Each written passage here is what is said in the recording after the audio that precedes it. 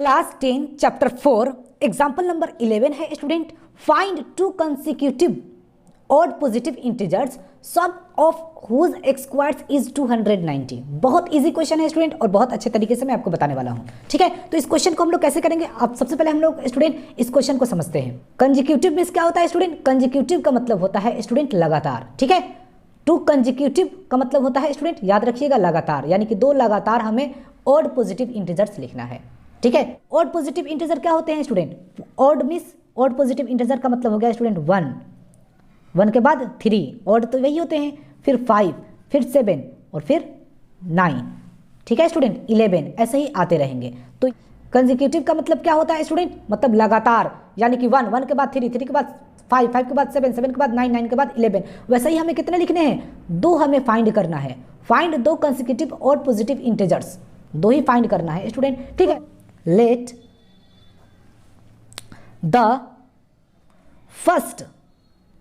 the first odd positive integer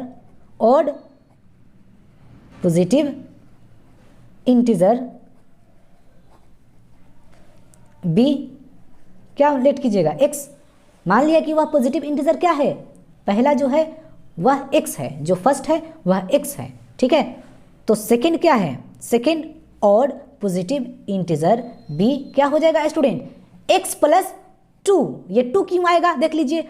मान लीजिए student ये 1 के बाद क्या आया? 3, यानी कि इनका डिफरेंस कितने हैं? 2 का डिफरेंस है स्टूडेंट, 2 का डिफरेंस है। ठीक है, जब भी तो मैं लिखा हूं यहाँ पर 2। ठीक है, मान लीजिए एक मेरा x है तो दूसरा क्या होगा? x प्लस 2 होगा। यानी कि इस नंबर में आप स्टूडेंट जैसे कि 1 प्लस 2 कीजिएगा तो 3 हो जाएंगे, और 3 में फिर आप प्लस 2 कीजिएगा तो कितने हो जाएंगे? 5 हो जाएंगे। फिर आप 5 में प्लस 2 कीजिएगा स्टूडेंट तो कितने हो जाएंगे? 7 हो जाएंगे। मान लीजिए कि पहला x है तो दूसरा क्या होगा? x प्लस 2 होगा। यानी कि कोई भी नंबर में आप प्लस 2 कर दीजिएगा तो आपके ऑड पॉजिटिव इंटीजर हो जाएंगे। ठीक है, जैसे कि 5 और 2 7। समझ में आ गया? तो मान लीजिए कि पहला क्या है? x है तो दूसरा x प्लस 2 है। अब तो स्टूडेंट आपको समझ में आ गया, क्लियर। अब स्टूडेंट हमें क्या करना होगा, अब आप ध्यान दीजिए। अब आपसे कह रहा है student sum of whose x squares is 290। Sum कह रहा है, यानी कि एक्स स्क्वायर कह रहा है तो एक्स स्क्वायर प्लस सम कह रहा है, याद रखिएगा स्टूडेंट, यानी कि एक्स का एक्स स्क्वायर की भी बात कर रहा है तो एक्स का एक्स स्क्वायर कर दिए। ठीक है, फिर सम कह रहा है आपसे तो मैंने सम भी लिख दिया। फिर क्या है स्टूडेंट? दूसरा वाला क्या है? तो एक्स प्लस 2 है तो एक्स प्लस 2 का एक्स स्क्वायर इजकल टू कितने हैं? दोनों का 290 है। ठीक है, तो वह नंबर आपको पता चल जाएगा। डेफिनेटली आप दोनों को एक्स स्क्वायर स्टूडेंट कीजिएगा ना, इस एक्स का एक्स स्क्वायर और एक्स प्लस 2 का एक्स स्क्वायर कीजिएगा स्टूडेंट, नंबर आएंगे जब एक्स का वैल्यू पता चल जाएगा तो डेफिनेटली वह 290 हो जाएंगे। आप ध्यान दीजिए यहाँ पर। तो आपको कैसे करना होगा? तो एक्स का एक्स स्क्वायर प्लस ए प्लस बी का होल एक्स स्क्वायर क्या होता है? ए एक्स स्क्वायर प्लस 2, ए क्या है स्टूडेंट मेरा? एक्स, और बी क्या है स्टूडेंट मेरा? 2 प्लस बी एक्स स्क्वायर, तो बी क्या है? 2 है तो 2 का एक्स स्क्वायर इजकल टू 290। यहां तक आ गया समझ में? क्लियर। नेक्स्ट समझते हैं स्टूडेंट। एक्स का एक्स स्क्वायर, एक एक्स स्क्वायर प्लस एक एक्स स्क्वायर कितने हो जाएंगे? 1 और 1 कितने हो जाएंगे? 1x स्क्वायर और 1x स्क्वायर कितने हो जाएंगे? 2x स्क्वायर हो जाएंगे, प्लस 2 2 जा 4x प्लस 2 का एक्स स्क्वायर 4। ठीक है, और ये स्टूडेंट इक्वल के बाहर है तो इसको आप इक्वल के अंदर ही लेके आ जाइए। -290 इजकल टू बाहर ही कुछ नहीं बचेगा तो 0। यहां तक स्टूडेंट क्लियर है? अब नेक्स्ट समझते हैं student. 2x square plus 4x minus, देखिए प्लस माइनस का साइन होगा, क्यों? क्योंकि स्टूडेंट ये माइनस बड़ा नंबर है। अब इसको आप घटा दीजिए, प्लस माइनस का मतलब घटाना है तो आप घटा दीजिए। तो 290 में से 4 घटाइएगा तो 286 होंगे, लेकिन स्टूडेंट 290 जिसमें से घटाते हैं उसी का साइन आता है, तो ये माइनस का साइन है तो माइनस का साइन पहले ही हम लगा दिए, मुझे पता था, इजकल टू 0। अब क्या करेंगे स्टूडेंट? अब इन तीनों में स्टूडेंट हमें 2 कॉमन ले सकते हैं आराम से। जब 2 कॉमन लेंगे तो और ये छोटा हो जाएगा नंबर, तो एक्स का x square plus 2x minus 2 1 जा 2, 2 4 जा 8, 2 3 जा 6 इजकल टू 0। यानी कि क्या आ गया स्टूडेंट? एक्स का x square plus 2x minus 143 equal to, ये 0 इक्वल के बाहर जाएगा तो डिवाइड में होगा, और डिवाइड भी देंगे तो 0 ही होगा। ठीक है स्टूडेंट, याद रखिएगा ये 2 इक्वल के बाहर आएगा तो स्टूडेंट इक्वल के बाहर जाएगा तो डिवाइड में होगा 2, यानी कि नीचे 2 होगा, और जब डिवाइड देंगे 2 को 0 से तो 0 ही होगा, तो मैं पहले ही लिख दिया हूँ। यहाँ तक स्टूडेंट क्लियर है। अब आपको क्या करना है स्टूडेंट, इस मेथड के थ्रू करूँ तो बताइए स्टूडेंट, तो मैं इसको स्टूडेंट करने जा रहा हूँ क्वाड्रेटिक फार्मूला के थ्रू, ठीक है। क्वाड्रेटिक फार्मूला क्या होता है, तो आप याद रखिएगा स्टूडेंट, क्वाड्रेटिक फार्मूला होता है student x equal to -b plus minus root under d divide 2a। तो स्टूडेंट हमें b भी पता है, a भी पता है, ठीक है। कैसे, मैं बता देता हूँ। a का वैल्यू क्या है, तो जो x स्क्वायर का कोफिशिएंट होता है उसको हम a कहते हैं। तो x स्क्वायर का कोफिशिएंट क्या है, यहाँ कुछ नहीं है तो 1 रहते हैं, तो 1 हो जाएगा a का वैल्यू। b क्या है स्टूडेंट, x के कोफिशिएंट को b कहते हैं, तो x का कोफिशिएंट क्या है, ये 2 है साइड में, तो 2 हो गया।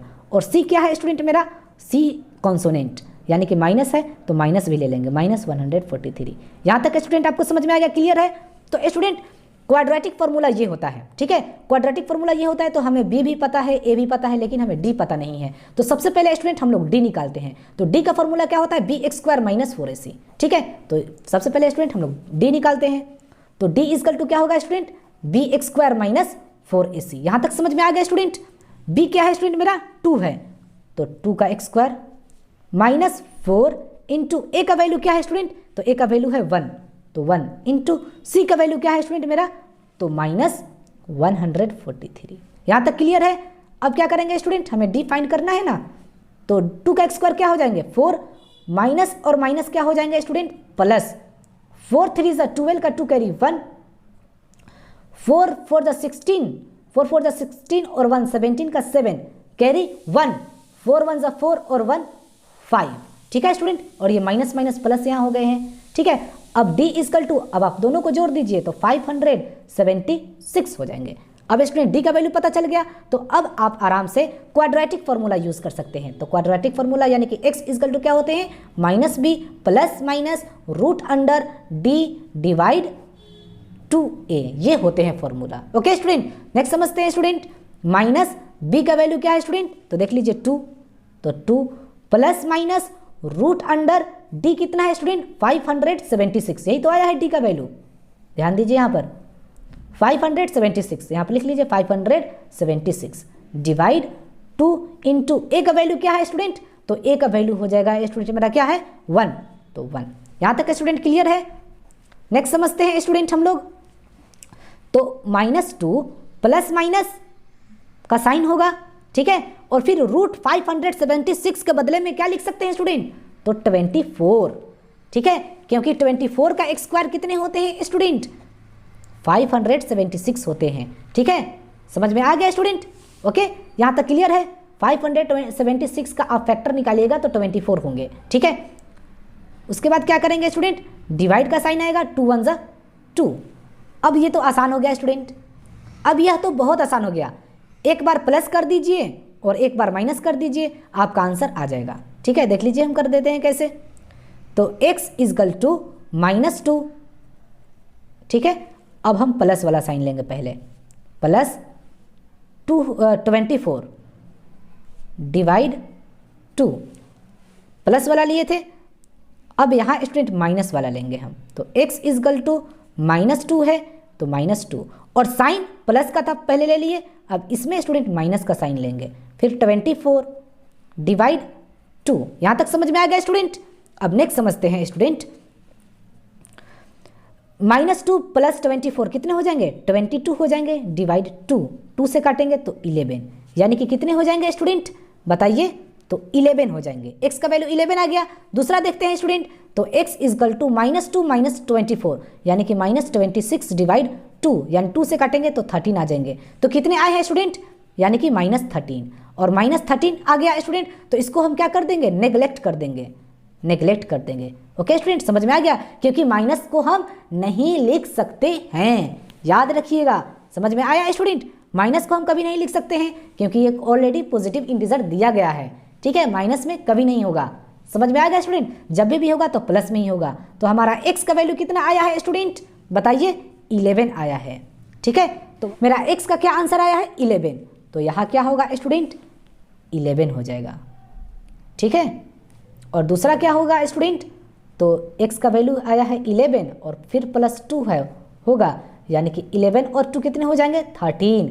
ठीक है स्टूडेंट, तो आप याद रखिएगा 11 का एक्स स्क्वायर, याद रखिए स्टूडेंट, यहाँ मैं बता देना चाहता हूँ आपको 11 का एक्स स्क्वायर, ये है ना 11, तो अगर आप 11 का एक्स स्क्वायर कीजिएगा प्लस 13 का एक्स स्क्वायर कीजिएगा स्टूडेंट, ठीक है, तो आपके पता है क्या आएंगे 2, एक 11 और दूसरा 13, है ना ऑड पॉजिटिव इंटीजर। अब आप स्टूडेंट दोनों को अगर आप एक्स स्क्वायर कर कीजिएगा तो डेफिनेटली 290 आ जाएंगे। समझ में आ गया स्टूडेंट? तो वह नंबर कौन से हैं स्टूडेंट, याद रखिएगा वह नंबर है 11 और दूसरा क्या है 13, यही हो जाएंगे आपके 11 और 13, यही हो जाएंगे स्टूडेंट दो आंसर। ओके ते हैं, इसको मैं प्रूफ करने के लिए बता दिया हूँ, आप ऐसे कीजिएगा तो डेफिनेटली इतना हो जाएंगे, लेकिन यहाँ मैं लिख देता हूँ स्टूडेंट आंसर। ठीक है, याद रखिएगा आप the two consecutive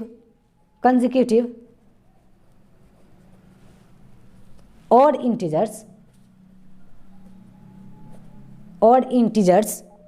are 11 and 13। Okay student, और यही आपके हो जाएंगे आंसर।